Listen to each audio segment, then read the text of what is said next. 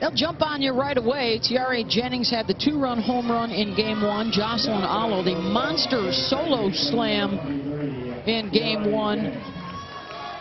Nicole Mendez hit a grand slam. She doesn't even crack the lineup here in the second game of the doubleheader. That's how deep the Sooners are. Mackenzie Donahue will get the start out in left field and bat in the 8th spot in the lineup as they move some pieces around. Lindsay Elam moves up into the 4 spot in the order, and here is Jennings, the California Player of the Year coming out of high school. As this Oklahoma recruiting class, they secured the top 2 players in the nation in Jennings and Jada Coleman.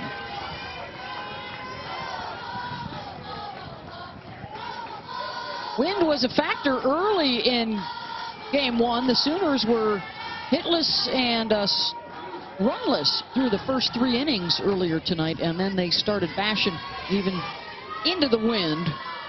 Were able to hit 3 balls out. That, of course, is the challenge and the priority when you're facing Oklahoma. You got to keep the ball in the yard, give your defense a chance to make some plays. They had some pretty good ones, did the Bears in the field, particularly at second and out in left.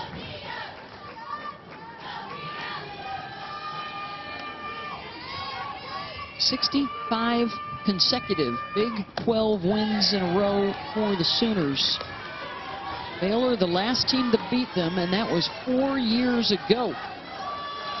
That's how dominant they have been. Over that period of time, they have also won 2 national championships. 3-1 from Mansell. And Tiare Jennings, just like she did in Game 1, draws the walk to lead things off. Now batting the left fielder, number 78, Jocelyn Allo. Front runner for National Player of the Year honors, Jocelyn Allo will step in with a runner on.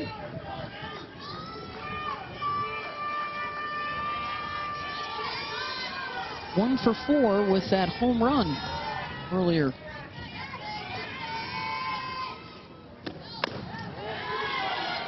We've got these 2 bats at the beginning of the lineup, and both over 500. So just the law of averages and numbers. One of the 2 is going to get on base. And when you lead off innings like that, you lead off games like that, that's part of the reason this Oklahoma team outscores their opponent so readily early in the game. Here's the on-base percentage that you referenced, Michelle. Most of their lineup it has an OB of 500 or better. It's just every other time they come up. Your picture's a little depressing. I know. Coleman's over 600. Yeah. 2-0 to Allo. 2-1.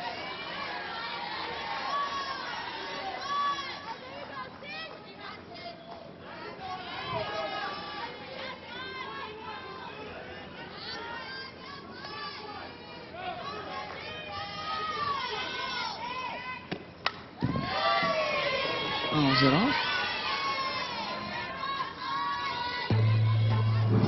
From the island of Oahu, Haula, Hawaii. Long journey to make her way to Norman and suit up for the Sooners. 36.60 the mileage.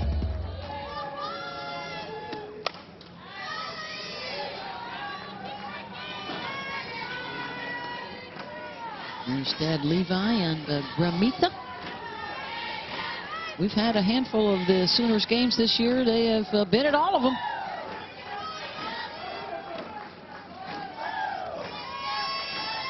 Here's the 2-2 pitch. Hard hit through the left side and a base knock for Allo. 2 on with nobody out. So not only does Allo go yard, she's got a great eye, ability to sit on pitches, that changeup off speed just a little bit. And look at the way she just hesitates enough. Gets the front foot down and just punches that ball through the 5-6 hole.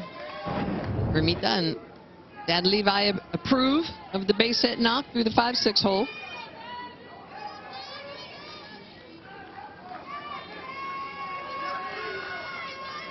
Grace Lyons 0 for 3 in game 1, also hit by a pitch. They are a week removed now from their only loss of the season at Georgia last Tuesday. And since then, 5-0, outscoring foes 59-4.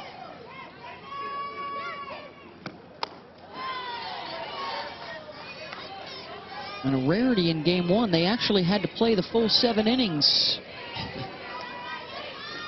So many of their games run rules this year. That's how dominant they have been. It's one of the first things Coach Gasso told us. She's like, I want to play more. I want to play a 7-inning game. Well, then I was like, well, maybe you have to give your kids the bunt sign then instead of the home run sign. But seriously, yeah, she really recognizes that it is important for their pitchers and for their team to be able to play deep in the games and get that experience. Their next home run, by the way, will tie the school record of 115 for a single season.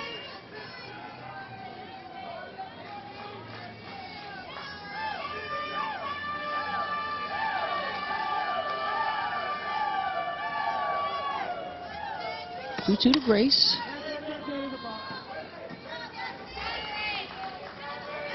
Holman Mansell's keeping it low in the zone.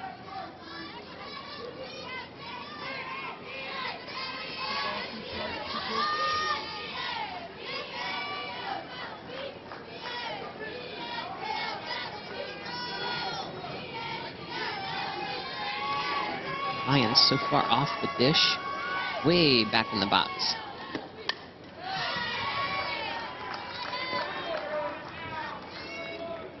Trying to buy a little time against Sydney, who can top out around 70 miles an hour. So the reaction time for a batter comparable to a 95-mile-an-hour fastball from Shohei Ohtani.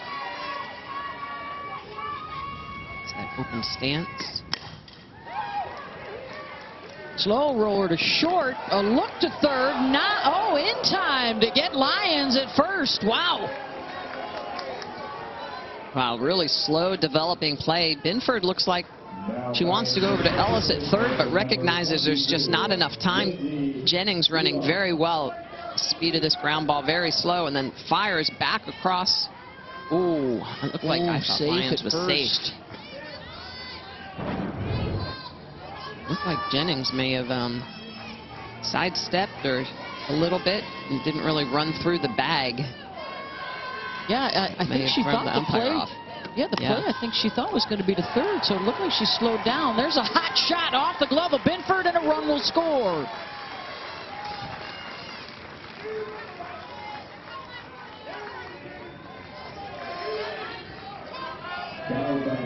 RBI for Lindsay Elam.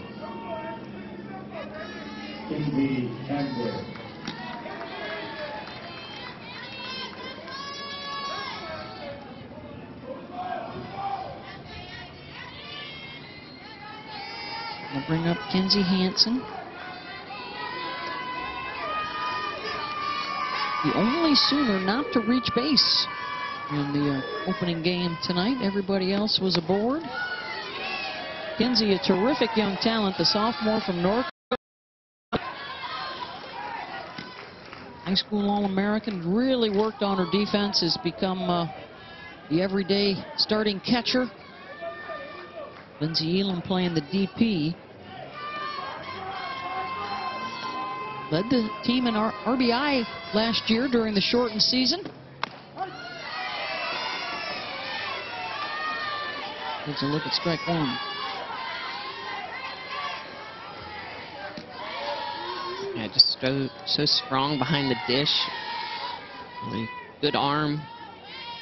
Works with all the pitchers really well, and then the power and the average to boot this year just through the roof.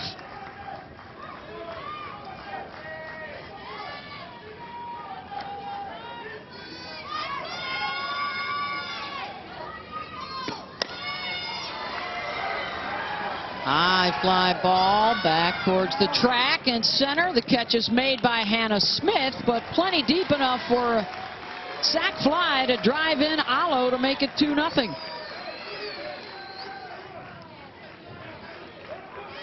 batting, the third baseman, number 20, Jenna John. Well, Gia Rodoni did a good job in the opening game for Baylor, keeping Oklahoma quiet early. Did not allow a hit or a run in the first 3 innings, but Oklahoma striking quickly here in the nightcap. Couple of hits, a walk, a sac fly, a 2-0 lead with 2 outs. Janet Johns, a laser to short, and Binford able to get to it.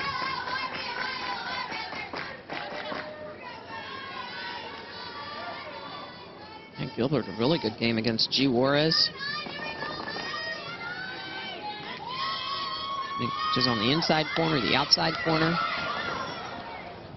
Drops down the bunt, and Hanson wisely lets that trickle foul.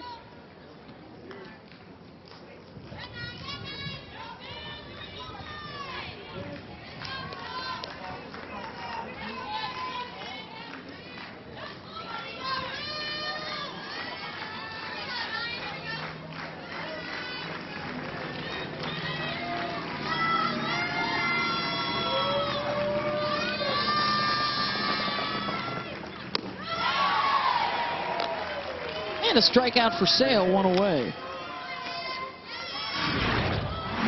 Shannon Sale with that rise ball toward the top half of the zone, so she works you low and then elevates you high. Really nice pitch on the corner, good up.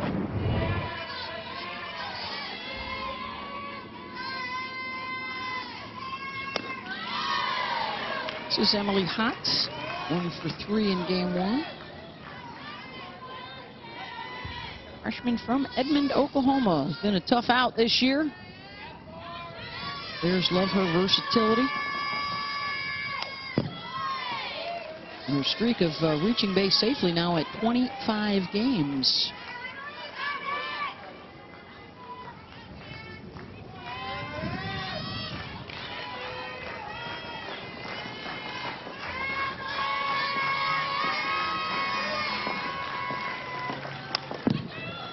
Fouls one off.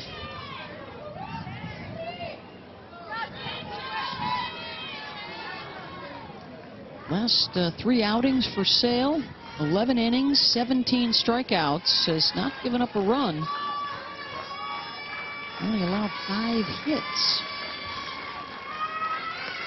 After she struggled with her control a little bit.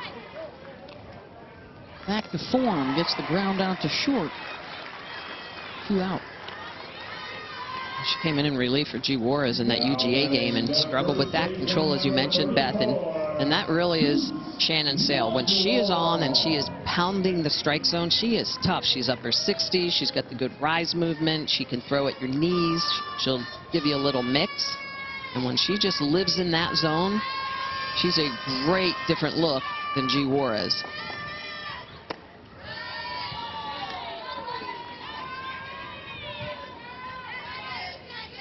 Juarez, the complete game earlier today.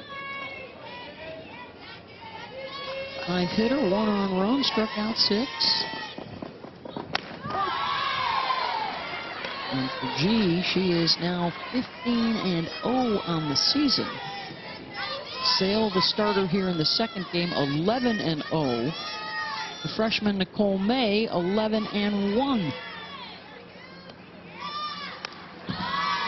They have 4 other pitchers that they can turn to, but those are their primary 3. So they should be plenty experienced rolling into the NCAA tournament. If they needed to use 3 different pitchers on 3 different days. 1-2 to Goose. Lights off the rise. And I think the other thing, too, Beth, that really helps this pitching staff is knowing that they have an offense that can help bail them out. If they give up a big run, if they give up a big hit, knowing that they don't have to pitch that shutout.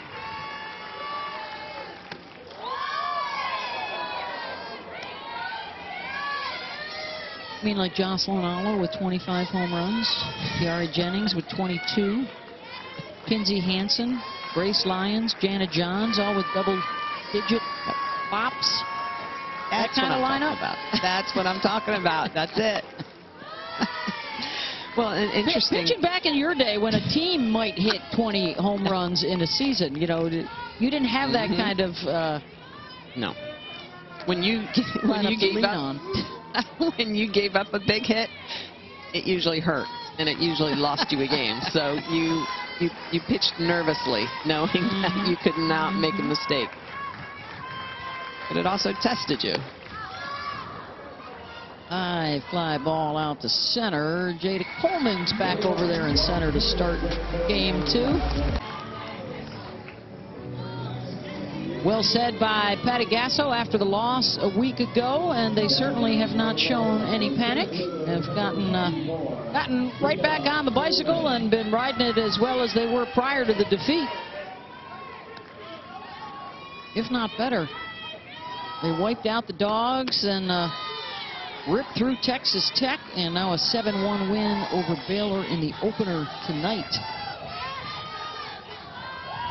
57-4, they've outscored the opponents in the 5 games. 3 of those shutouts, 3 of those run rules. And in Sunday's game against Texas Tech, 18 runs scored in the 4th inning. They had 23 batters come to the plate. They had 14 hits, 2 home runs. Jocelyn Allo herself had 3 hits and drove in 4 runs in a single inning. Yeah, that series just amazing. Outscored Texas Tech 40-0. Did not give up a run in the entire series. And now this is an offense that 20 times has hit 3+ home runs. With game 1 of this series against Baylor, 20 times have hit 3+ home runs in a game. I mean, the numbers. Staggering. You can't spell numbers without numb. Just realized that. The numbers are numbing. I mean, 5 times this year they've scored 20 runs.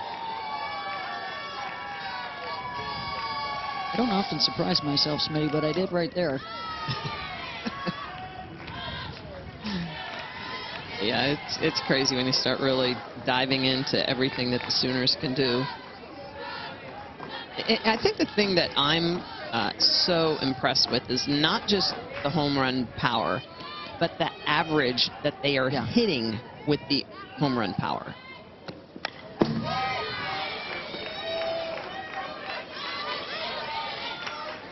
What's going to be really interesting is you see Jada Coleman here, 7, 8, 9 in the lineup.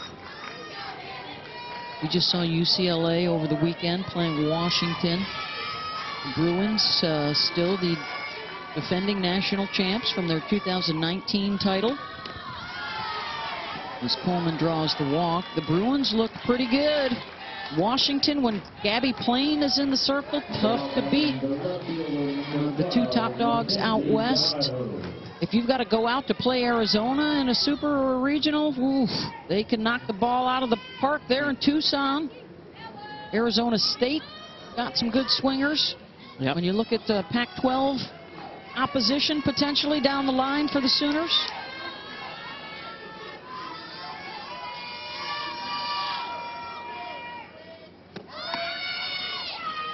Runner goes. Looks like she left early. She left early? Yeah.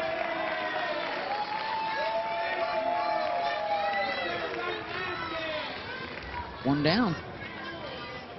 Can't leave the base until the ball leaves the pitcher's hand. And immediately, the umpire puts his arm out for a dead ball.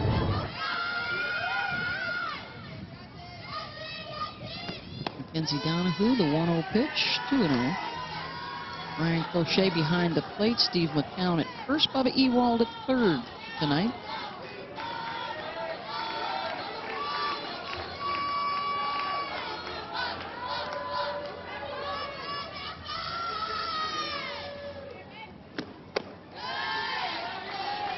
But back to you. Go ahead.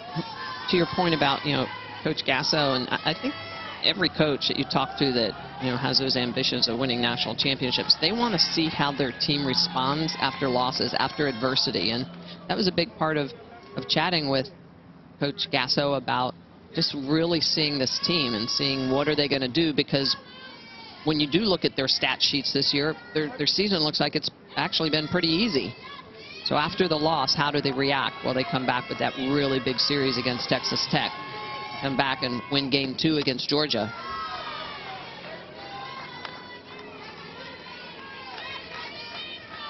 Tough road trip to Athens on the Tuesday last week. Here we are Tuesday this week.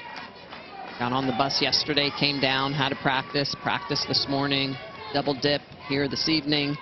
We'll be busing back to Norman. Back-to-back walks here in the top of the second, bottom of the order. Their big tests this year, their 2 wins over Missouri in early March are looking better and better. Yeah. Missouri is top 4 in the SEC right now. And they put a hurting on the Longhorns in a top 10 showdown. 3 straight run rule wins. So the resume has been bolstered. The RPI, they've moved up now into 7 in the NCAA RPI list. And of course, still looming, Bedlam on the road in Stillwater to end the regular season.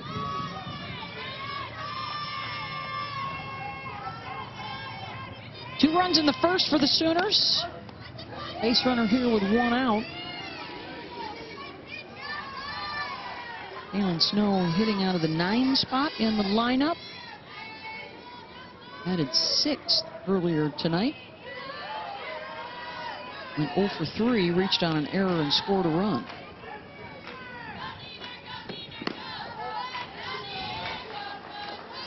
Snow is the SEC transfer from Auburn. We already mentioned Missouri. Other folks that look like national championship contenders, Arkansas and Florida and Alabama. Tight race for the top spot in the SEC.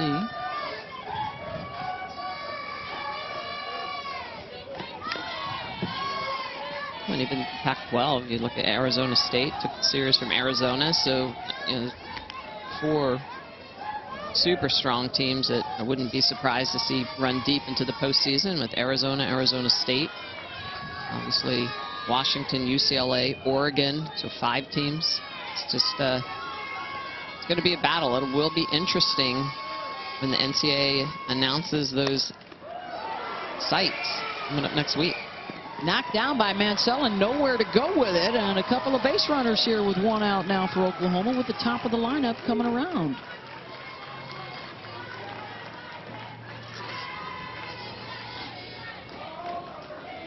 Now batting the second baseman, number 23, Jari Jennings. Jari Jennings, a walk in the first, came in to score on Lindsey Elam's RBI single.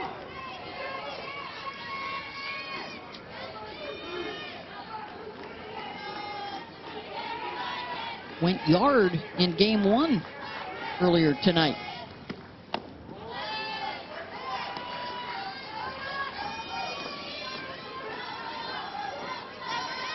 If you like Smitty and you believe good pitching beats good hitting, you also have to keep an eye on Minnesota and Michigan out of the Big Ten. Good arms up there. And it's a much deeper ACC this year. Clemson has just taken over the top spot from Florida State. Good depth with the likes of Duke and Notre Dame and Virginia Tech. Notre Dame has been coming on strong as of late. Swept 4 in Blacksburg this weekend. Yeah. Here's the 2-0 to Jennings, fouls it off. How about the home run swing from earlier tonight? Well, the freshman just can get the ball out of the park. This one elevated right on out. 22nd home run of the year, a 2-run shot for Jari Jennings.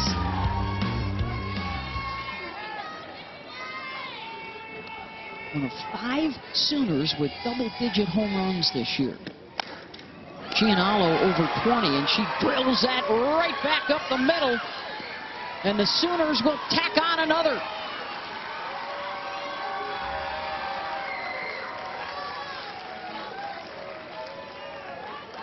Just another one of those Sooners that hits for power and average. She gets a single pitch, so she drives it right back up the middle.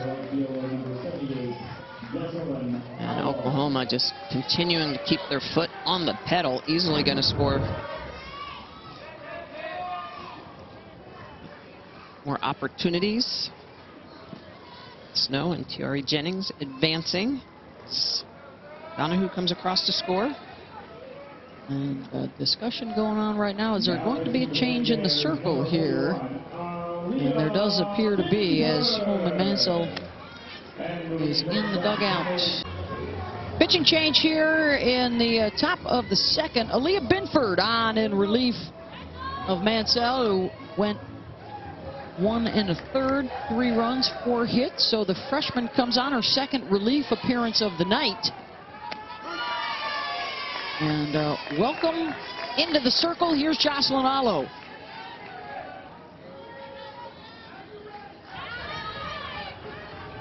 Singled and then scored in the first. Homered in game 1. Her 25th of the season. 1 run across already here in the inning. 2 on board for Jocelyn. Well, this is where Oklahoma's so strong, is that you've got runners at first and second, so you think, oh, first base is open, do I put her on? Well, then you have Grace Lyons coming up, who has 12 home runs. She hits .450, so. And a rocket through the left side will score another. RBI single for Allo. And the thing I respect about these Sooners is they're not just swinging for the fence every time they get up there. This is an elevated pitch, and Jocelyn Allo just gets all over top of it and hits it through the 5-6 hole. She doesn't go up there trying to hit every ball out of the yard, and that's the reason she's a .500 hitter this year. Another big RBI. Now it's Grace Lyons' turn, grounded to short in the first. Putting down the bunt. They're going to test Binford's defense. She makes the play to first, but another run will come in as Jennings scores. Little squeeze action so they can play the short game too.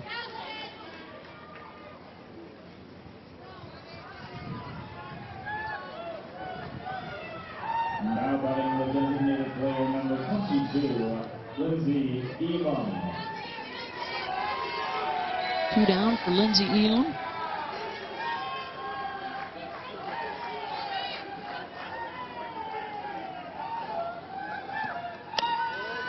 Beth, I'm sure a lot of people are wondering, all right, you're winning 4-0. Why are you squeezing home a run with your number 3 hitter who's got 12 home runs on the year? I think at times Patty Gasso just needs to have some situational plays, some situational offense for her team. Ability to be like, all right, pressure situation. Can you do this? This is the Women's College World Series, and you're going up against a team, and we need to push a run across. Can you get the bunt down when I ask for it? Yeah, taking care of their own business first and foremost. Let's worry about or focus on what we need to keep working on.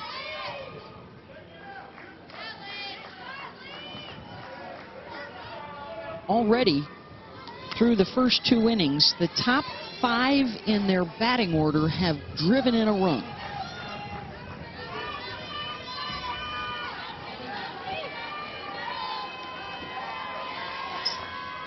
So much depth. Lindsay Elam fouls one off. The other thing, too, of note, Smitty, is, they were hitting a lot of fly balls in game 1, getting caught up in the wind for long flyouts. Well, here in game 2, 3 of their 5 hits have all been liners or on the ground. They're keeping it out of that breeze and driving it through, driving it down and through. You talked about the adjustments and dealing with not only pitchers, but also the elements, which can be a big part of things. Absolutely. And the experience, knowing that you may not always be able to lift a ball out of the park. So can you score runs station to station? Can you have productive outs? Can you sacrifice when you're called upon?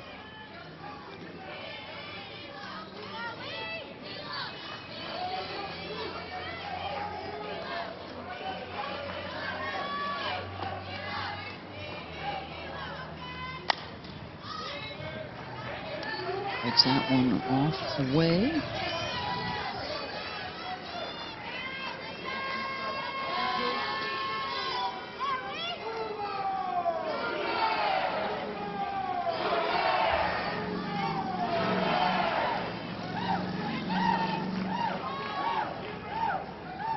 And checks the wrist for the sign. Full count.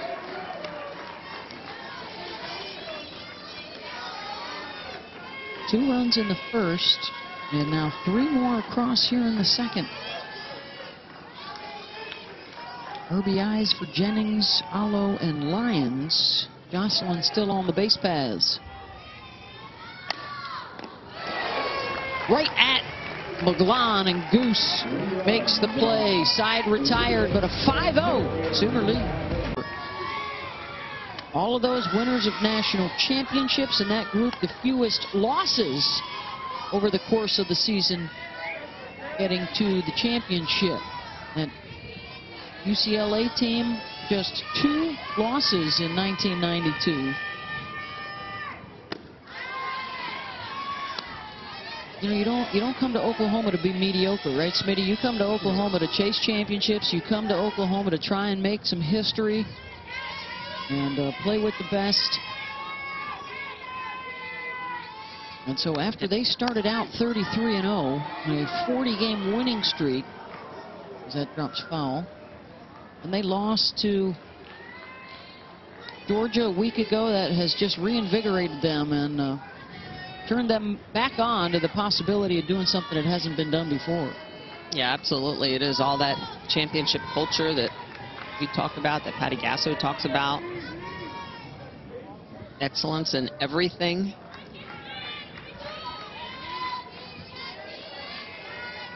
NCAA record was 47. Well, they got close. Taylor Ellis flies out to center, one down. It's 4, 5, and 6 here for Baylor.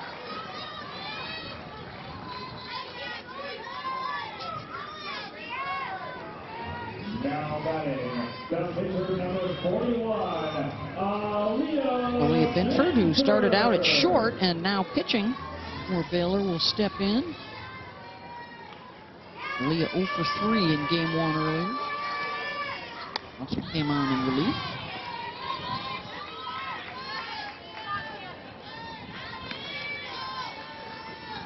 It's a pretty good combo, short and pitch, Michelle. Often for pitchers who rake, you like to hang out over there at first base and not have to do too much running. Exactly. Not Binford. Do a little bit of everything. In fact, I'm trying to think. Now, you were, of course, a pitcher who played first. Yep, being a lefty. Yeah, relegated to the outfielder first. Yeah. Pitch. Statistician extraordinaire Karen Johns is throwing up a little Nancy Evans at us, the All-American pitcher slash shortstop at Arizona back in the late 90s. Well, you normally don't see the pitcher slash shortstop, because shortstop is such an important position that you want that consistency there. Yeah, going over there every day, right? Yeah, absolutely. Foul territory. Catches made 2 down. I think in recent years, like a Megan Langenfeld, that was first base. Finch, of course, first base. Fernandez was over at third. That's right, Fernandez, the left-sider.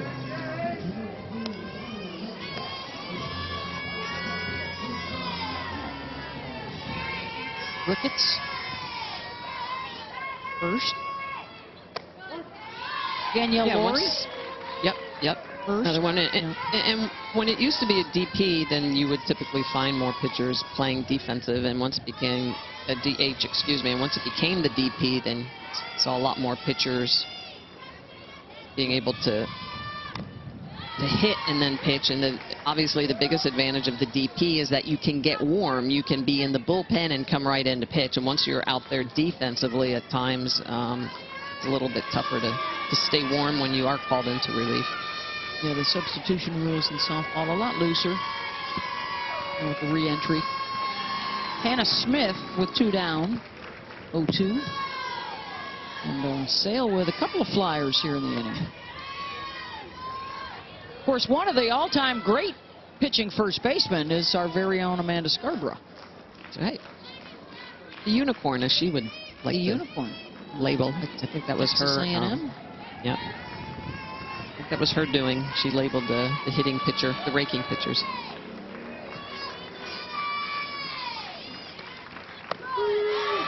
Called strike 3. Second strikeout for Shannon Sale. Doing the books, 5-zip Sooners. Shannon Sale using that rise ball in the inside corner. Second strikeout of the game for Sale. She's humming. En route to deep runs to the Women's College World Series. 3 titles in the last decade. 5 trips to the championship series in the last 8 years for the Sooners, including 2019.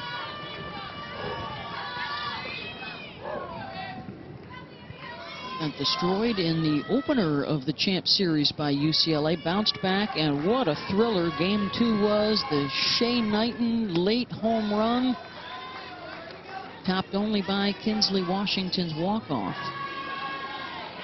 But Shea definitely cemented her legacy as one of the greatest ever to put the cleats on in Oklahoma City at the Women's College World Series. The 17-inning home run certainly comes to mind. That's laced out to left. Lead off for Kinsey Hansen.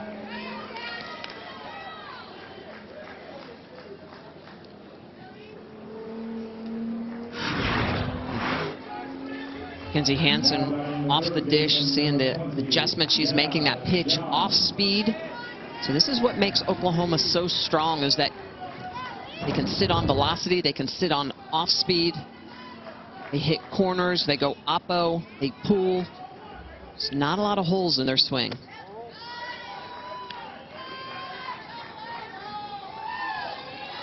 You watched a lot of tape on them, Michelle, and I guess Alo in particular, that the ability not only to hit the good ones that you're supposed to, but to hit the ones that the pitcher actually thinks she wins and beats you on, to get you to chase. Absolutely. So there's obviously the misses that are over the white part of the plate that are just, you know, piped, the big pitcher's mistake. But then there's also the pitcher's pitches that are a really good pitch. In other words, a ball or a pitch that's in and out of the strike zone really, really quick. And this is a team that still can hit bad pitches, bad balls. And when I say hit, I mean hit them out of the yard still, not just like, you know, base hits.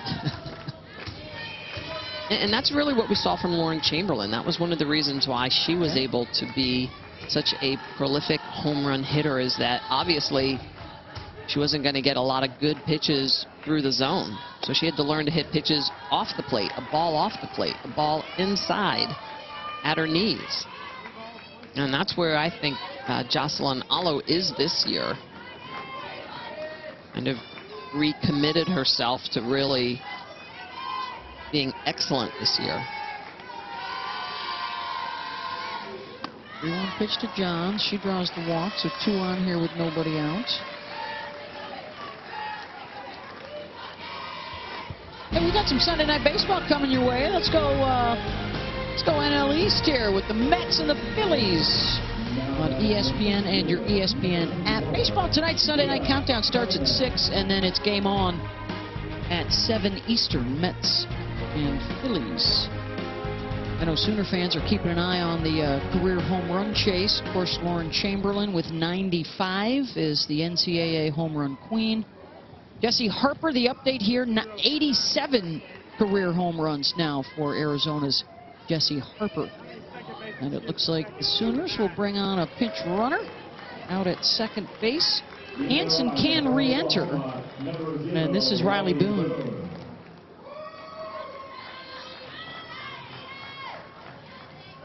One of the big challenges for Patty this year is, you know, roster management. And for most coaches around the country, trying to keep everybody happy with these huge rosters, because you got super seniors and redshirt freshmen, regular freshmen, and even some freshmen that left high school early to join the squad.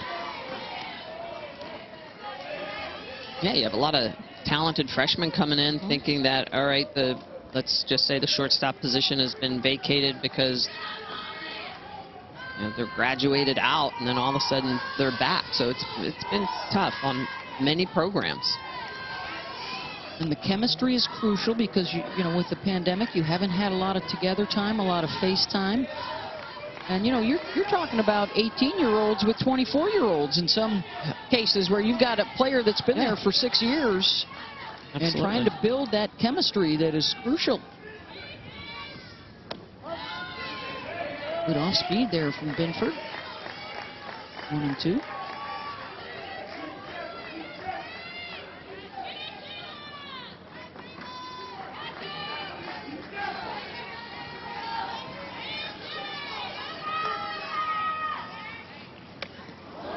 Ooh. Inside to Coleman. Did she get out of the way? Nope, looks like it hit her. Bases loaded. Nobody out.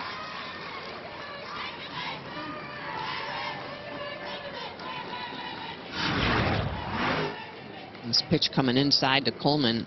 See, she gets that foot down, and it's like it's a curveball that just continues to travel in.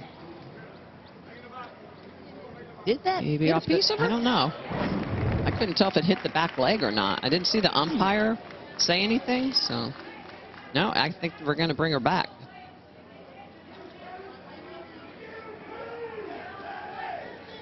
Looked like it went off the catcher's glove.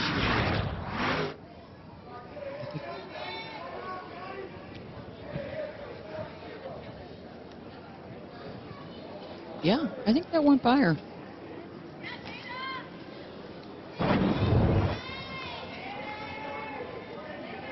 Patty Gasso's going to make a case. Yeah, or it was hard to also tell if maybe it ticked off of her elbow guard. It was trying to look to see if there was any change or any movement. But I think what also is interesting, though, because of this call, the runners don't advance. Where typically, if that's just a wild pitch, they would be able to advance 60 feet. If you're Baylor, do you want her on base anyway? She's only hitting .500 on the season, for crying out loud. Pick your poison. And they might get a double play out of it. Nope, they'll get one as Boone slides by to score. And they record the out at first base. Yeah, okay, so our bug was wrong. The runners did advance. So obviously it was a pass ball. So Coleman picks up another RBI.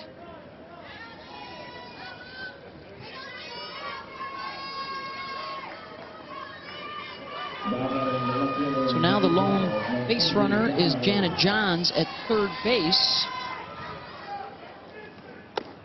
And for Coleman now, 12 runs batted in her last 10 games. 6 different Sooners have driven in the 6 runs tonight. Mackenzie Donahue getting the start. Out in left, walked and scored in the third. So at least 1 run up all 3 innings thus far for the Boomers.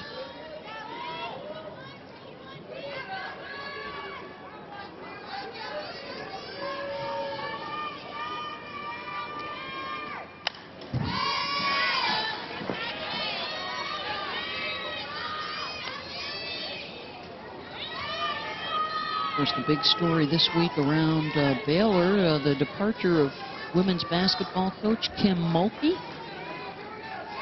Headed back home to Louisiana, take the job at LSU. Grounded to second, and the only play will be to first. Another run scores. Stick around, Baylor fans. We're going to hear from our basketball analyst extraordinaire, Debbie Antonelli, with her thoughts on who might take the job coming up in the bottom of the third. She's only been bugging us for the last 10 years to get on a softball game, so we finally relented. Yep. She's got some good insight. It'll be tough to replace Mulkey in those 3 national championships for Baylor. Of course, the coaching staff for the softball team, you know, loved her fiery personality, loved her passion for the game. He made a phone call to Brittany Sneed-Newman after Mark Lumley's death, the former assistant coach here at Baylor. Coach Lum, they still feel his presence every day.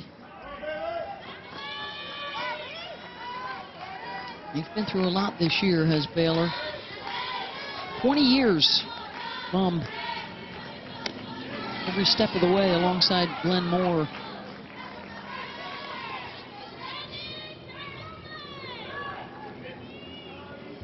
Coach Moore said Coach Lum was as close to him as I was my brothers, if not closer. Just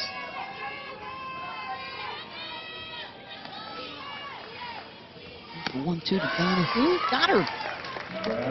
Done a remarkable job building this program into a national power. Of course, everybody's struggling right now, though, in Big 12 country with the way the Sooners have been playing of late. Yeah. Been the dominant force. Of course, they're making moves. Kenny Gajewski at Oklahoma State, terrific hire. Mike White, major move at Texas 3 years ago.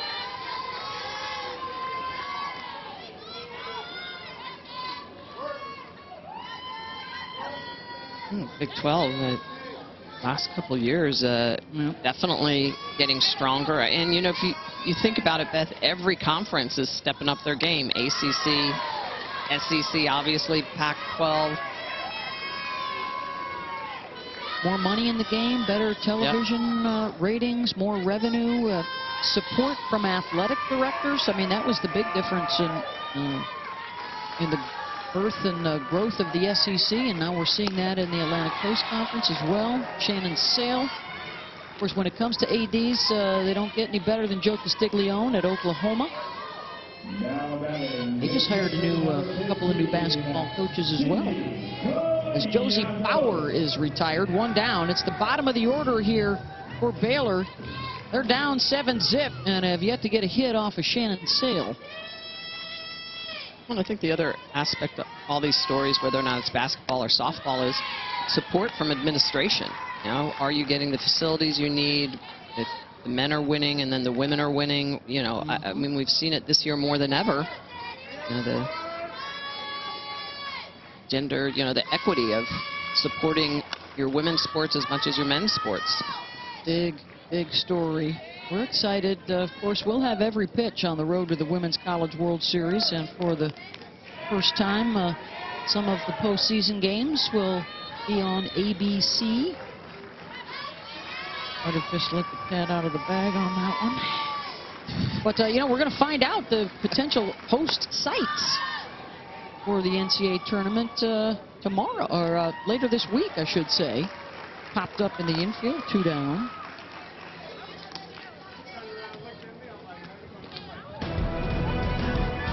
NFL Draft starts on Thursday night on ESPN. Every pick live on ESPN and also coverage on ABC from the college perspective. Thursday, 8 Eastern, 5 Pacific. Also on the app and the Cortez from Cleveland. I believe they're setting up shop right next to the Rock and Roll Hall of Fame and to a stadium right down on the lovely Lake Erie for the draft.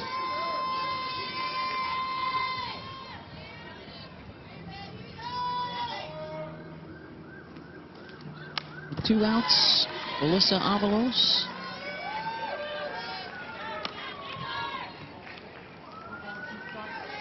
How about Shannon Sale? Number 9 hitter up here in the bottom of the third. She's been perfect. First time through the order.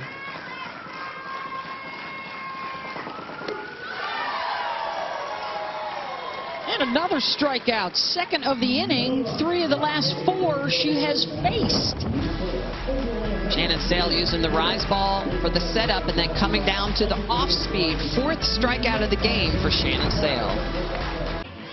Well, already a good outing from G. Juarez in the circle. Shannon Sale now showing her stuff. And here's Jennings.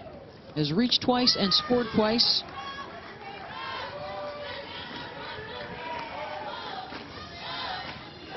Beth, in game 1, every run that the Sooners put up on the board was via the home run ball, and here we are in game 2. The the doubleheader. Every hit has been a single, so station to station is showing how they can vary their offensive attack.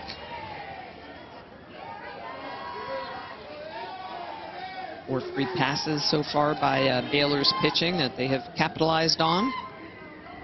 3 of those 4 coming in to score.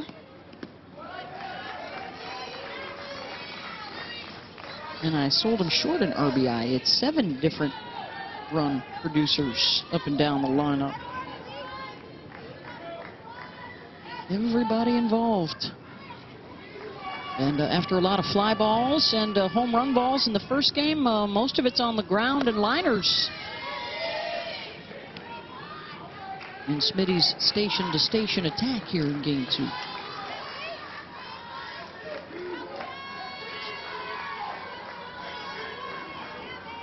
Of course, they are also approaching run rule territory. Baylor would have at least a couple more at-bats if Oklahoma were to score another run. 8 runs through 5 at-bats for the home team is the rule.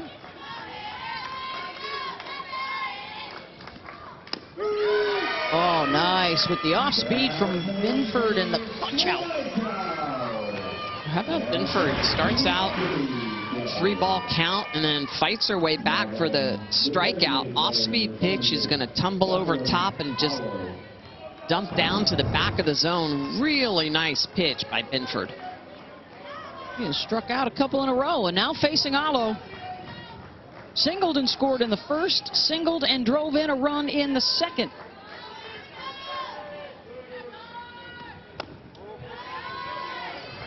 So for Jocelyn, a shade under 500 her batting average, 25 home runs, and now 68 runs batted in. Those last 2 figures, best in the country. The batting average, number 2 in the country, to Kayla Kowalik of Kentucky in her quest to win the first ever college softball Triple Crown. And cement her legacy. She's already, she'll be back next year again. She will, in all likelihood, set a new career home run record. If she gets hot late this season, she could set a new single-season NCAA home run record. That's 37.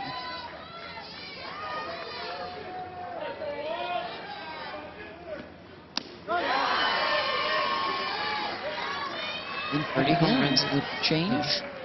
There's 30 home runs as a freshman, and I love the fact that she's just so recommitted this year. And I think that pours over to the rest of the team. They see her work ethic, they see what she's doing. It's contagious.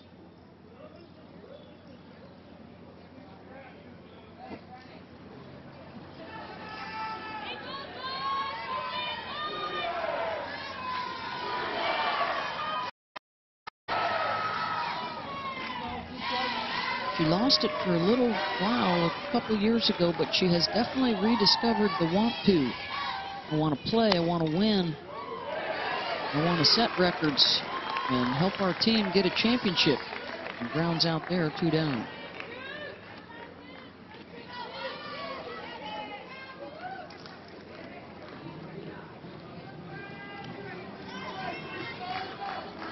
Now batting the shortstop, number 3. Shortstop Grace Lyons.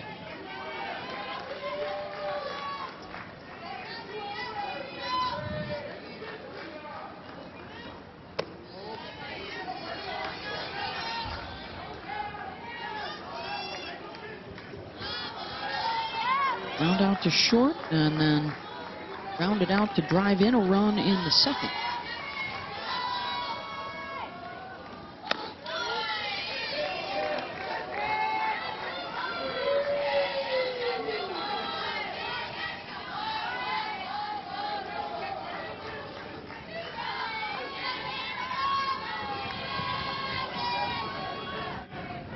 Grace looking for her first hit of the night. Going 0 for 3 in the opener.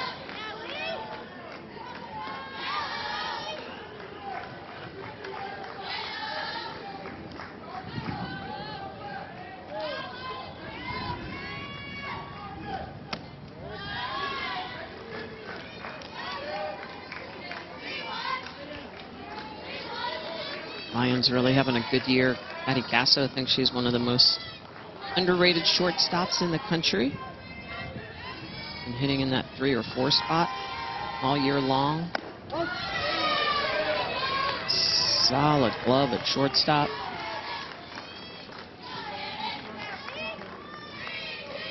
That's going to be a good discussion for the podcast, Beth. The shortstops this year. So many talented. I think we might break into that this week on the podcast. We tape tomorrow. If you've got questions, send them in to us at 7 Innings Podcast. 2-out walk to Grace Lyons. Don't forget, Big 12 Now on ESPN Plus is a must-have for Big 12 fans. Some of the featured games, Scott Bedlam baseball Friday night, and then all weekend long softball with Baylor and Kansas. Early rounds of the Big 12 tournament coming up May 14th to the 15th. We're inching closer to the conference championships. May 11th to the 15th. Finals for you from the ACC, the SEC, the Big 12. All leading towards selection. Sunday night, May 16th, is when we will unveil the bracket, and we will all find out what 16 schools will be hosting.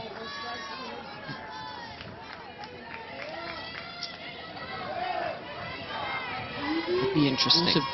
Schools have put in bids this year. Not automatic that it goes to the top 16 seeds. Although that would be the ideal. Here you see the big dates coming up. May 16th, the selection show. Regionals, the weekend of May 21st. Supers, May 27th. And then 8 teams off to Oklahoma City, June 3rd through the 9th. NCAA announcing, last week, 50% fan capacity, hoping maybe over the next month things trend in the right direction. Maybe maybe more. Be exciting. It could be coming. I think it could be coming. New CDC guidelines released today. That should open things up for folks who get vaccinated. Oh, and how about opportunity? It'll be the first time we'll have the new upper deck in force at Oklahoma City at Hall of Fame Stadium. Holly Rowe's going to have to do a report up there. Got to wear a good pair of sneakers to get around the stadium now. It's bigger and better than ever.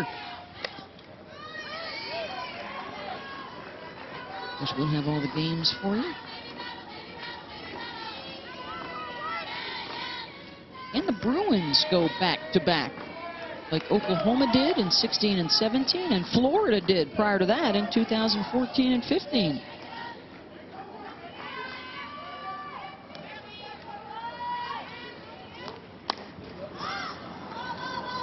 Wrapped it up. 1 left on, side retired to the bottom of the 4th, and a 7-run OU lead. Particular this year, but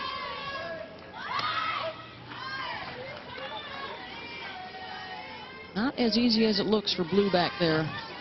Absolutely not. Movement, 3-dimensional zone, and most hitters are out of the back of the box. Players are caught the ball where the ball passes over the plate. Yeah, it can be quite different where that ball goes through the strike zone and where it ends up in the catcher's glove, which obviously if you've got really good movement on the ball, you don't want the glove to be in the strike zone. Prefer the ball to pass through a corner of it. Right, in and out as quick as possible is what the best pitchers in the game do. Or they throw a pitch that's outside of it and hitters give up on it and it, boom, moves back through it.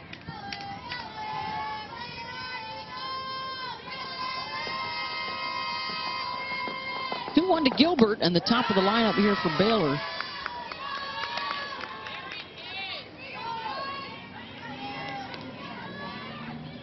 Shannon Sale has retired the first 9 she has faced. 4 strikeouts for Shannon.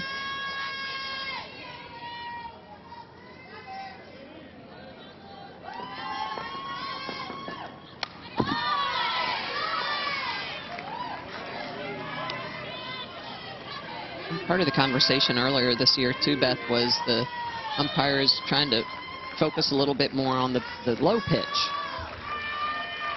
It's going to be the emphasis of trying to make sure that the strike zone's not too small, give pitchers opportunity to be able to survive. Let's take a little deeper dive. So the knee level, so at the bottom of the strike zone, it's the top of the ball at the top of the knee, and then it's at the top of the zone, it's the top of the ball below the sternum. And so that's a good look at what the strike zone would be. Remember, it's three-dimensional. It's front of the plate to the back of the plate, where it would pass through. And that'll drop in. First hit of the night. And a couple of base runners here for Baylor. Off the bat of Emily Hott. Now batting the first baseman, number 34, McLaughlin. And up steps Goose McLaughlin.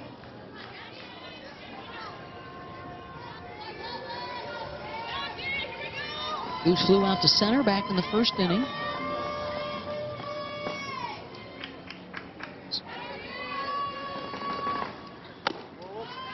Shannon Sale, perfect first time to the lineup, second time through here. Baylor starting to make some adjustments. Get her idea of what Shannon will be throwing at him.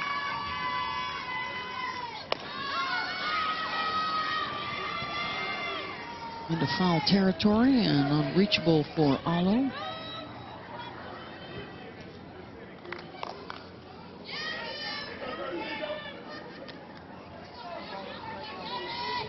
Nope, that is not Allo anymore.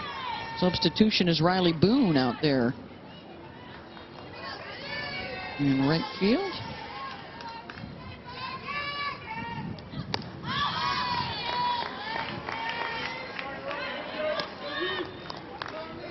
Nicole Mendez has moved over to center.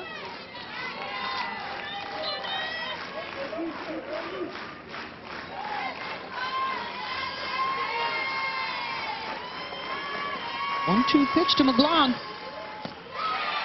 Got her. One down.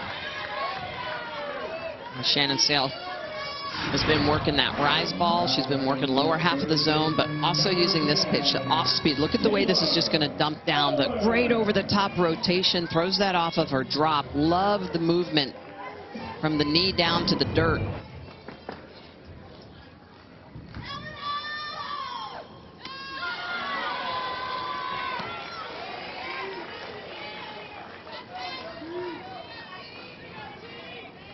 Taylor Ellis, fly out to center in the second inning.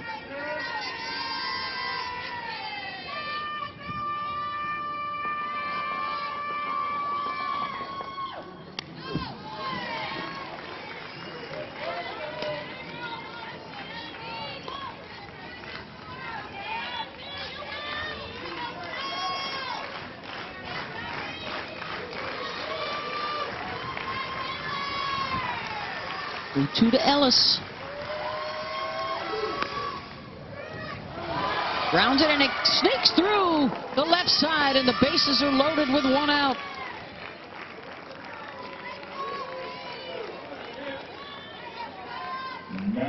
Second hit of the inning for Baylor.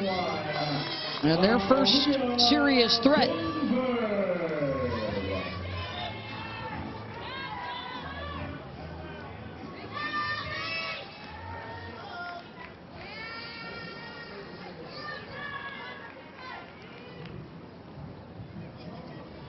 And Patty Gasso will head out to the circle.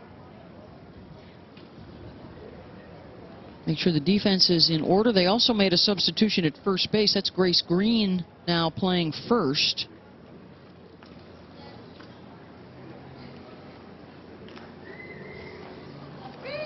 So it is Aaliyah Binford.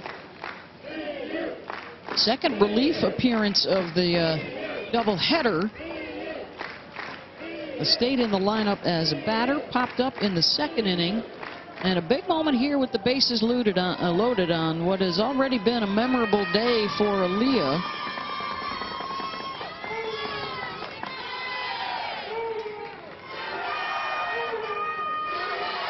And she made it official and was adopted by her stepdad today. Mom Betty and Dad Greg on hand tonight. Raised by Greg, decided to take on his last name, and the adoption just this afternoon became official. They're here cheering her on. Great picture. Coaching staff had said they had the uniform ready, name change and everything. And here she is stepping up with the bases loaded against #1 Oklahoma.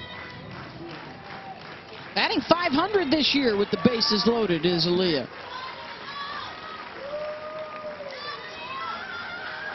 Down in the count, 0-2. Doesn't go for that off-speed pitch. They do not have a grand slam yet this year.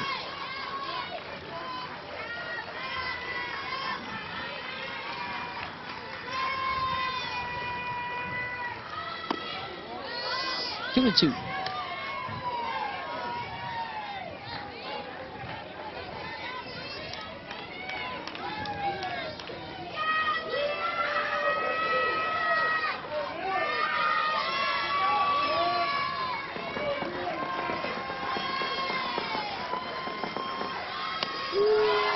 Called strike 3, got the outside corner. 2 down.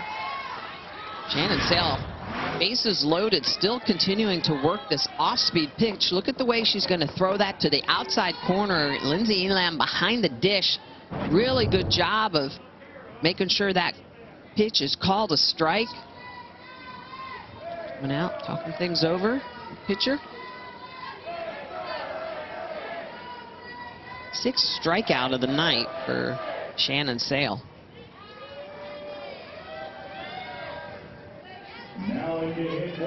Another good outing for Shannon. And trying to work out of the bases loaded jam. A walk and a couple of hits, and now with 2 outs, it's Hannah Smith.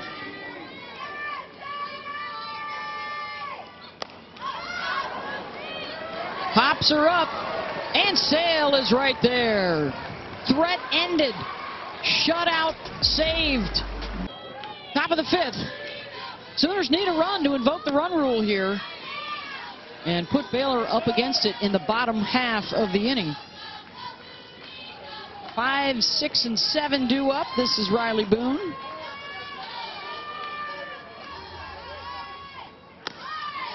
Came on as a pinch runner in the 3rd, so this is her first AB.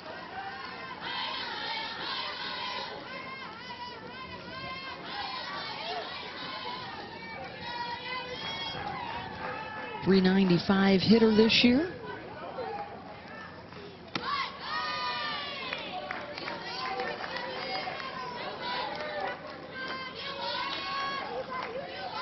This is where these subs for Oklahoma have to really be resilient. Opportunities to get some ABs, take advantage of it, that playing time.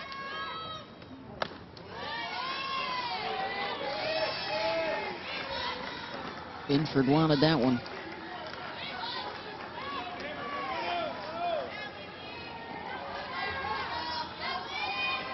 Don't forget, we've got the Alabama Crimson Tide and the Georgia Bulldogs coming up Saturday afternoon for you, 1 Eastern on ESPN2. And then on the ESPN networks throughout the weekend, Arkansas LSU. Can the Razorbacks win an SEC championship for the first time? And gets the strikeout of Boone, 1 down.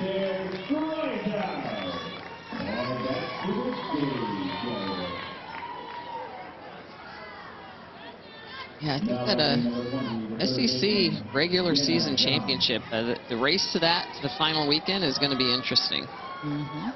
But Arkansas didn't do themselves any favors against Missouri last weekend, but you know, Missouri is right in it too. You start looking at the four top teams that get the bye going into the SEC tournament. Right now, that top 4, Arkansas, Florida, Alabama, and Missouri. Arkansas, though, only has 3 games left. If they win all 3 and Florida wins their final 6, they would be tied at the top of the standings. But the Gators are at Missouri this weekend. Yep. So that could be difficult. Alabama has Georgia and Ole Miss remaining. They are 2 games back in the loss column.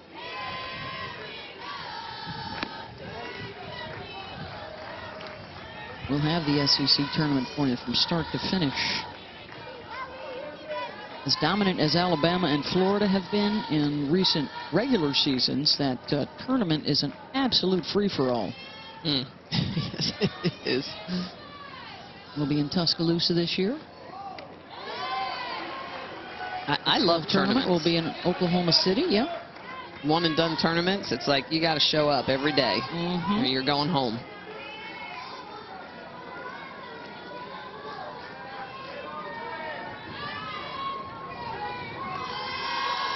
Always that debate on whether or not there should be conference tournaments. Walk to Jana Johns. So this is what's coming up on May 15th. ACC final at noon. American Championship, that should be a really good one at 2 Eastern. Then the Big 12 at 4 and the SEC at 6. ACC this year, I believe, at Louisville? Correct. Did you hear the question mark in my voice? I thought I had seen that on the schedule at Louisville.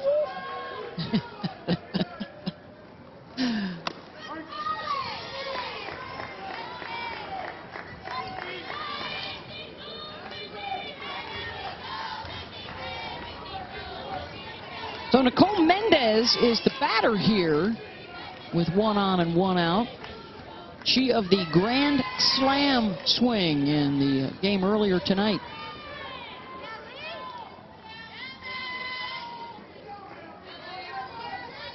When you look at the depth of Oklahoma, she hits the Grand Slam in game 1 and then isn't starting in game 2. There's so much talent. Chandy. Chops it foul. Didn't take her long. Here's the at-bat, the first pitch, and she rocked it. She sure did. Bases loaded, just drives that ball out of the park. And at the time, Oklahoma was down by a run, so that big 4-run shot put them in control of the game.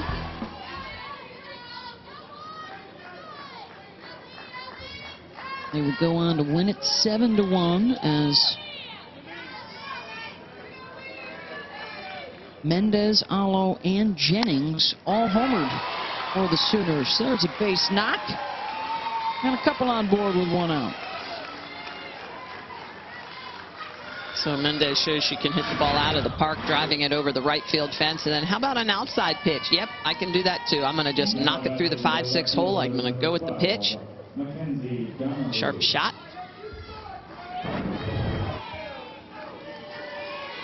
Runner in scoring position here for Mackenzie Donahue. Walked in the 3rd, drove in a run, or in the 2nd, excuse me, and scored, drove in a run in the 3rd. Well, part of the reason that Mendez doesn't always start in the outfield is because of Mac Donahue. Just another one of those really good young talents that Patty Gasso is trying to get some time and experience for.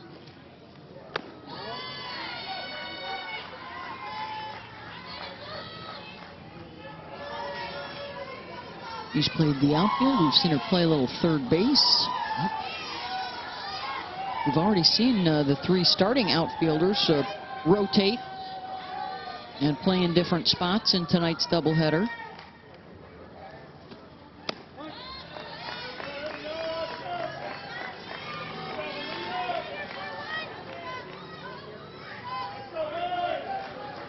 Bottom of the order's been solid. They 5 through 9 have scored 4 of their runs.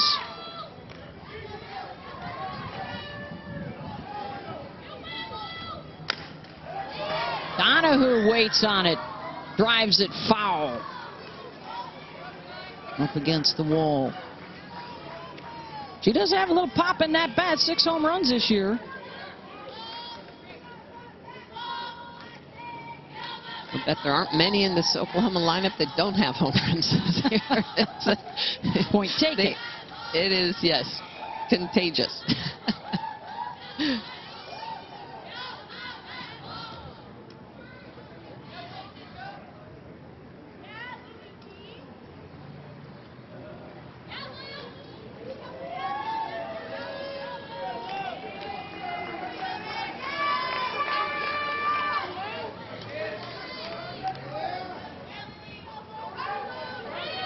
1-2 from Binford. Good protect.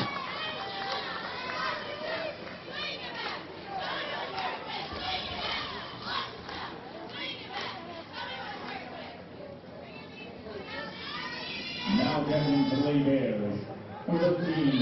This is where Oklahoma is so tough too, because with 2 strikes, they just continue to foul off pitches, to watch balls, to elevate pitch counts. And you know, you talk to a lot of pitching coaches, they want to know, what are you doing on 1-2 counts? Are you playing with hitters, or can you retire them? Can you put them back in the dugout? And Oklahoma is just tough. They wear you down, and we saw it in game 1. They did that to Gia Randoni. They fouled off a lot of pitches. All of a sudden, toward the end of the game, her pitch count, when they really started to get on her, elevated.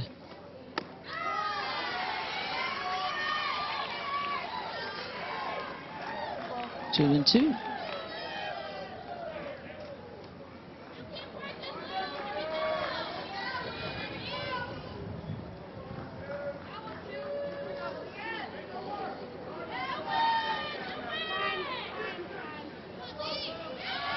I think one of the greatest stats for pitchers to keep track of, and it's very hard to keep track of, you almost have to have someone specifically doing it, is how many pitches after a 1-2 count are you throwing? Donahue pops it up. Catch is made in front of the base at second by Hott. 2 down.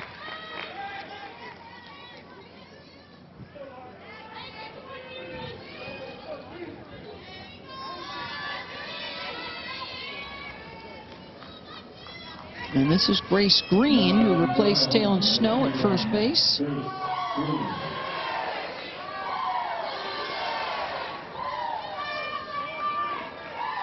.400 hitter on the year. Sooners just .300 with runners in scoring position now in the ball game.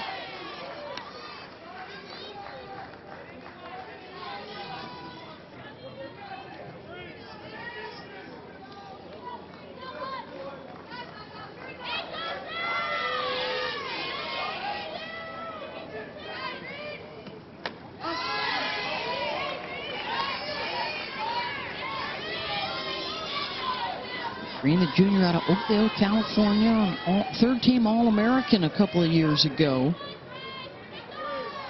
Longtime starter. And now an opportunity to try and get a run in.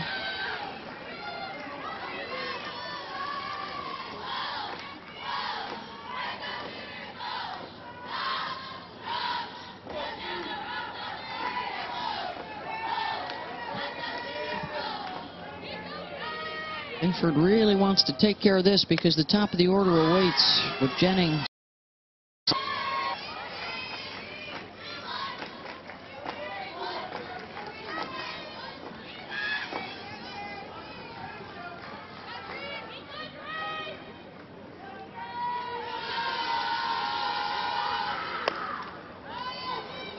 Green in foul territory, and that will drop. Avalos gave chase. Looks like there's some activity there in the Oklahoma bullpen beyond her.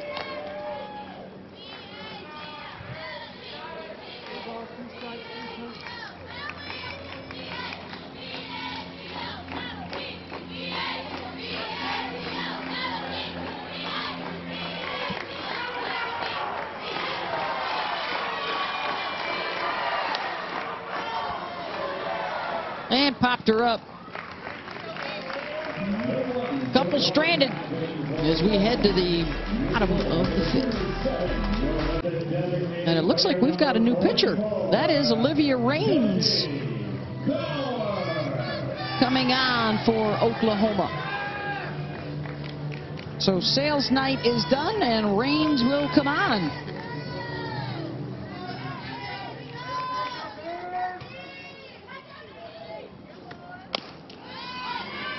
She'll face the bottom three in the lineup here.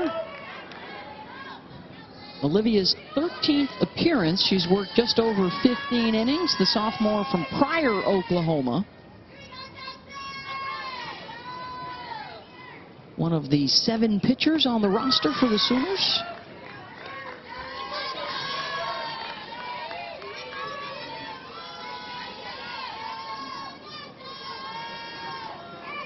Batting average again, so it's a little over a buck 15. Limits damage.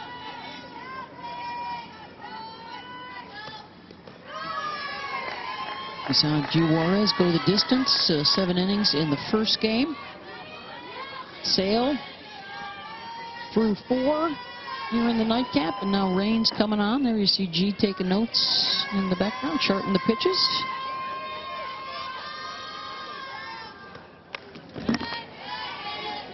Josie Bauer fouls it off. Josie struck out in the 3rd. There's G. Working on the bucket. What's she doing in there, Smitty? Charting pitches, most likely? Yeah, charting some pitches, probably. Grounded to short. 1 down.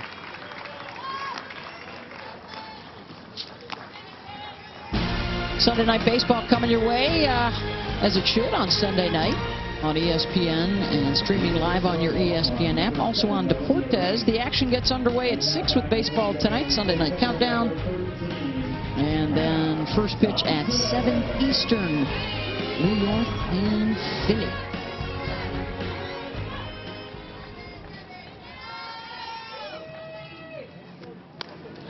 Sydney Collasos.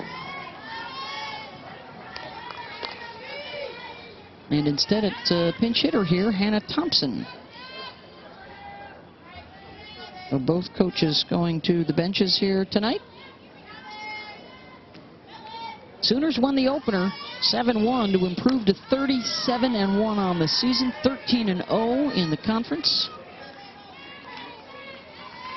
On track for a 9th consecutive Big 12 championship, as they have now won 65 games in a row against Big 12 foes. Regular season in the conference tournament.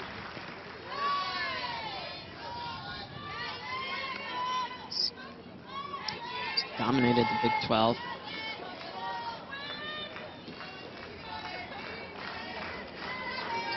Championship culture, just ability year in and year out to not just recruit, but coach the kids up.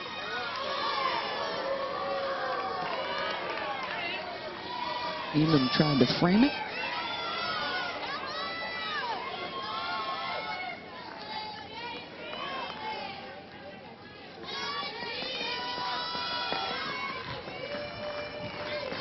The other thing this Oklahoma team does very well is that upperclassmen teach the younger classmen.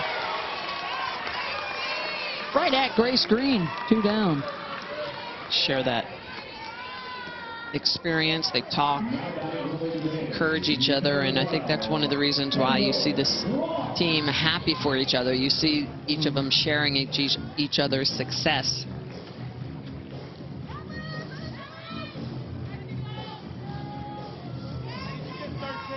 Well, these teams have been through an awful lot. Of course, the season last year cut short. Many have stayed, some moved on. And now dealing with the pandemic and the the testing and the schedules turned upside down. Here's Kendall Cross, the sophomore from Friendswood, batting in the 9 spot. Lions. To the 6th we go. 7-0 Sooners. A little history for you. Yeah.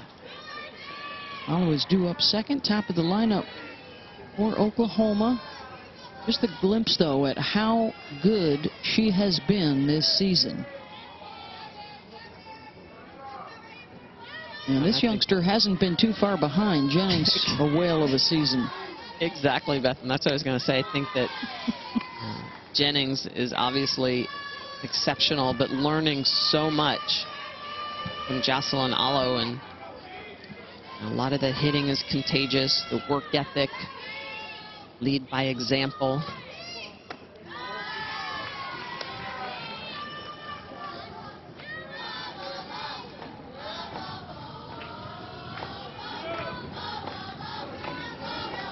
Laura Espinoza, a member of those amazing Arizona teams in the mid-90s. Of course, Stacy Newman, the all-time great at UCLA. Sam Finley, you know, that Michigan team in 2005 changed everything. That was the first three-game championship series, the first time a team east of the Mississippi won the title. And Jesse Warren and that Florida State group, the first ACC national champs. Binford lost the handle. And then, of course, Lauren Chamberlain with that 2013 Oklahoma squad. Binford having a chuckle. Lost the grip on it. Yeah, a little whoops.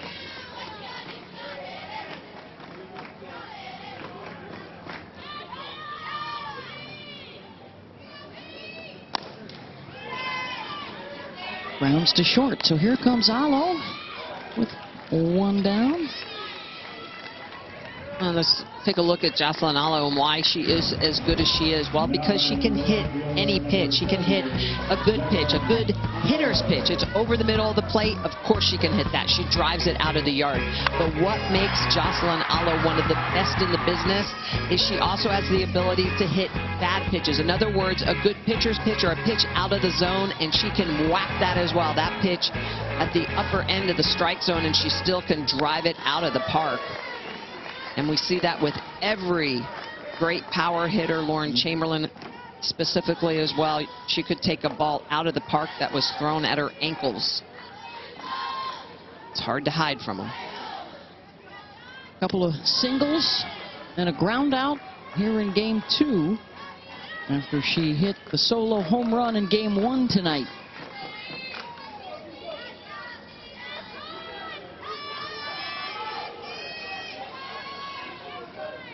1-1 from Binford. Slices that out of play.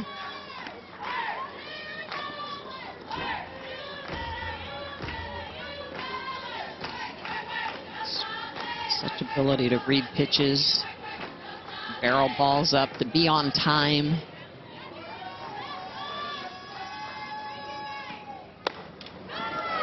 Waits on the off speed and drives it out to left.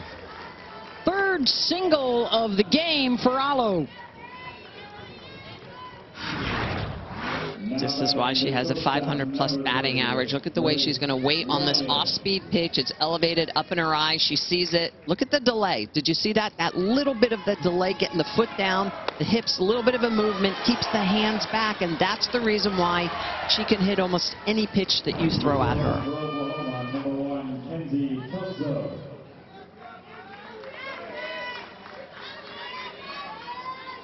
She'll be lifted for the pinch runner here. Kelso is on base.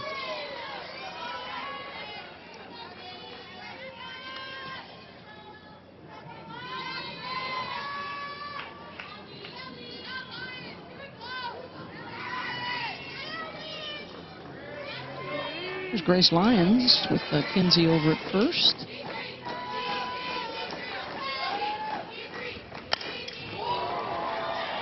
Sends that the opposite way, and that's back off the top of the fence. Slides in safely at second. Two in scoring position with one out. Grace Lyons getting all into a ball that kind of leaks back into the middle of the zone. High leg kick, barrels it up. She's jammed up a little bit, but that again is the power of this Oklahoma team. That ball just jumping off the bat, about a foot shy of going out of the park. Oppo.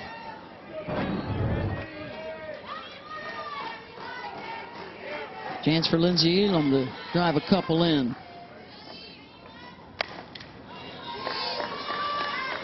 Lindsay went with the outside pitch.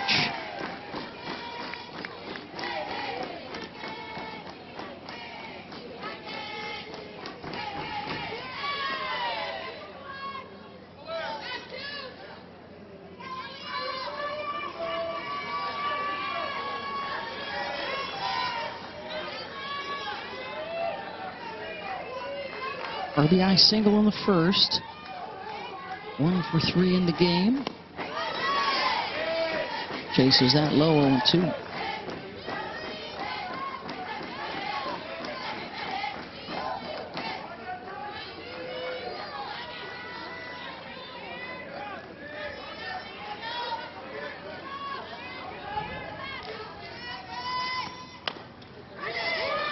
Slow roller, right back to the pitcher to throw to the plate, not in time, and a run scores.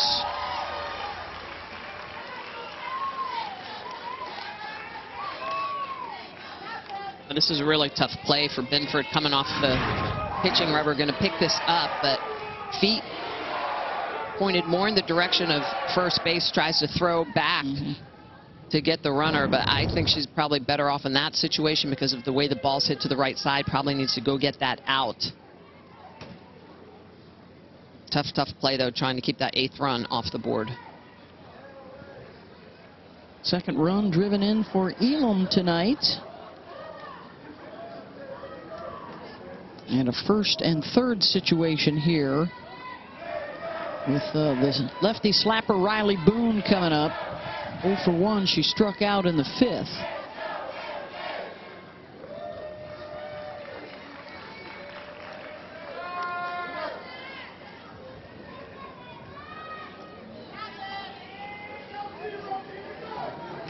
Now batting for Oklahoma, number 0, Riley Boone.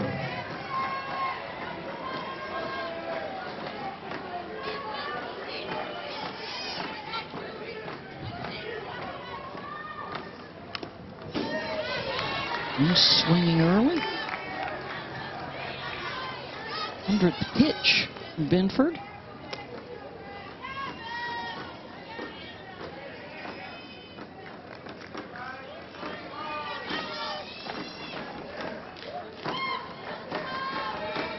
This is where just the dominance comes out. 28 of their 39 games via the run rule. That's why when I spoke with coach before this series, she's like, I want us to play 7-inning games. We need to get more ABs, more pitches on our pitchers' arms.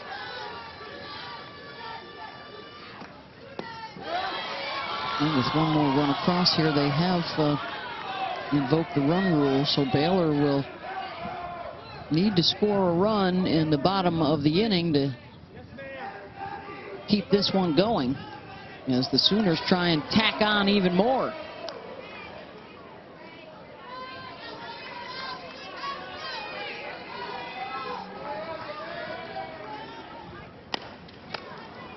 Boone. Binford checks the runner. They got her caught up in a rundown. Oh, missed the tag and a run scores. Grace Lyons danced around the tag.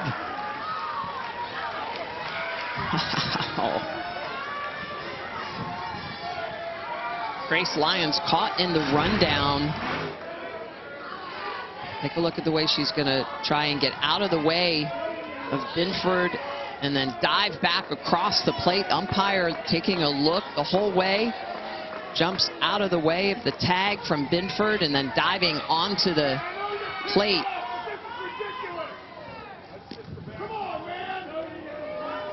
And then diving back in. You can see the umpire immediately watching.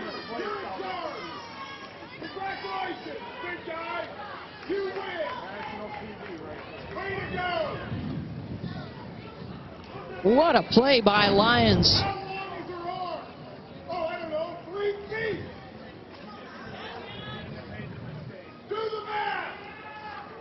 Obviously, one of the Baylor fans wanted her called out for dancing out of the baseline.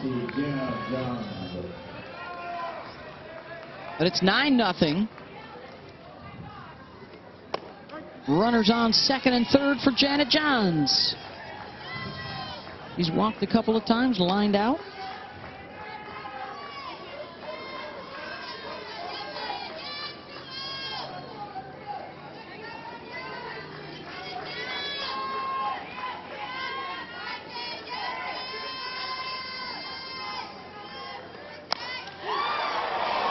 Johns, a hot shot out to right. That's going to score at least one, make it two.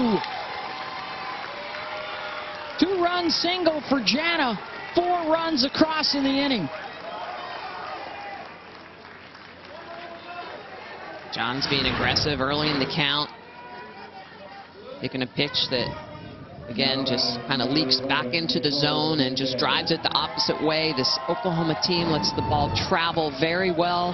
That's part of the reason they can hit for such power to the opposite field. The second for 1. The throw over to first, not in time. 2 down. If my scorebook is right here, that is 8 different players. 8 of the 9 in the lineup have now driven in a run for Oklahoma tonight.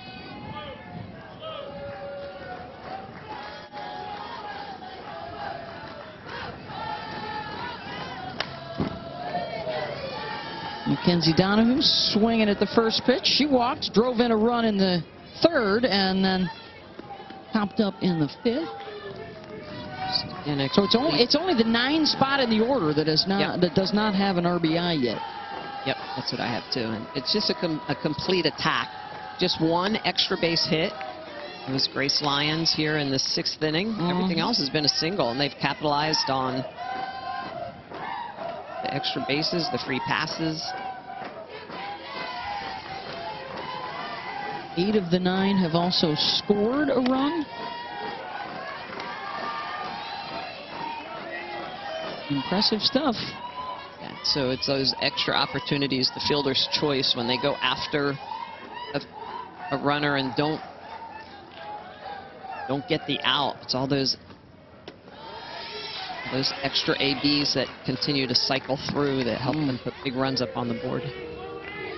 It will be absolutely electric when they head to Stillwater for a 3-game set, May 7th, 8th, and 9th. In a top 10 showdown.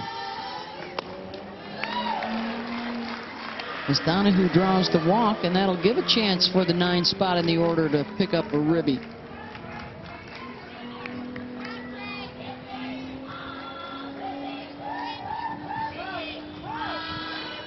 And I think it'll be Grace Green again. Yes, it will be.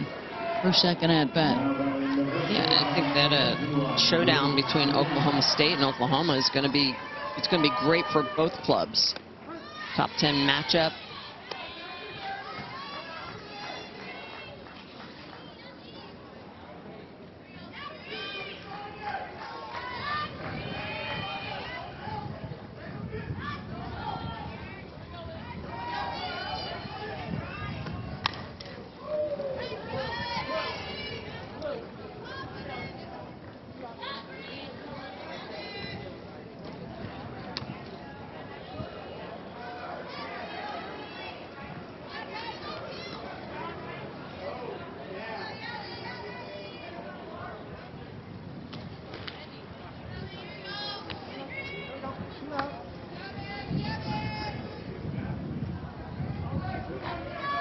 To the count to Green.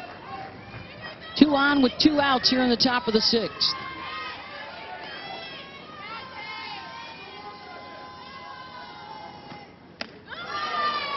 Got her.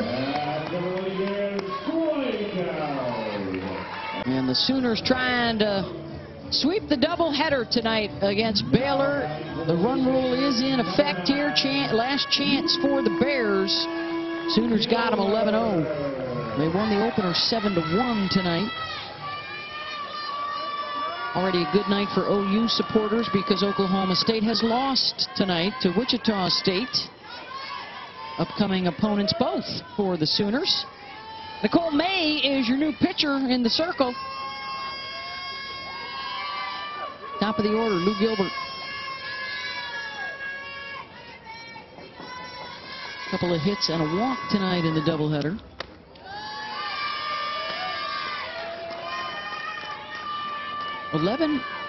home runs, and there's the scouting, or excuse me, 11 runs for Nicole May to work with, her scout. She's going to be in the upper 60s. She'll throw a rise. She's got a curveball that she will work as well as a screwball. Gilbert out to left. Donahue's got it, one down. Now batting the second baseman, number 4. Sooners won the first game. All the runs coming on 3 home run balls. And here in the second game, a bunch of singles. And just put them all together, scoring runs in the first, second, third, and sixth without having to go deep.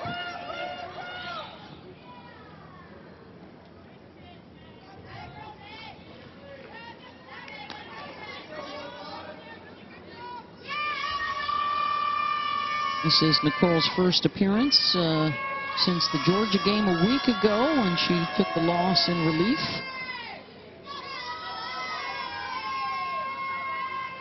But Patty Gasso liked how she handled herself getting out of several bases loaded jams.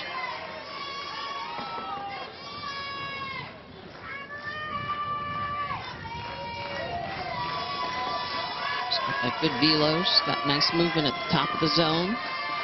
Good composure.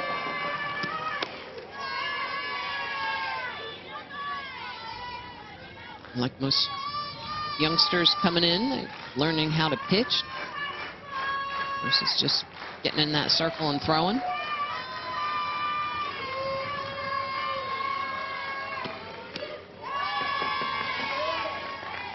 And in the dirt, 2-2.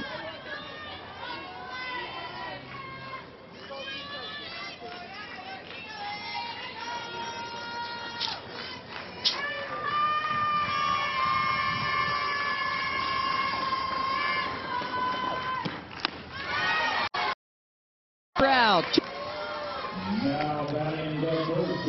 Great job of setting her up with that rise ball. Working a little bit lower in the zone. Some of her rise balls non-competitive, but when she needs it, she brings it right back up at the eyes. Really nice rise ball.